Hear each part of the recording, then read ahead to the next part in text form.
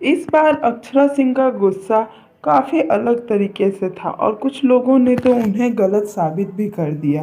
पूरा वीडियो देखें और वीडियो को लाइक शेयर कमेंट करना बिल्कुल ना भूलें और हमारे चैनल को भी सब्सक्राइब ज़रूर कर दें। अक्षरा सिंह के गुस्से को लेकर काफ़ी बड़ी बड़ी बातें हो रही हैं। वैसे तो ज्योति सिंह ने गुस्से को लेकर पोस्ट किया था, लेकिन वो पवन के लिए था, अक्षरा के लिए था, किसके लिए था ये तो हमें नहीं पता चला कल। लेकिन जिस तरीके से कल अक्षरा सिंह ने इंटरव्यू में जब उनके और पवन सिंह के रिश्ते पे सवाल उठे तो वो भड़क गई। और एक टाइम था जो अक्षरा सिंह खुद ही लाइव आकर बता रही थी कि उनके साथ क्या हुआ है, वो पवन सिंह जी से कितना प्यार करती, मतलब उनके बीच में कैसा रिलेशन था, सभी चीज़ें उन्होंने ही बताई थी।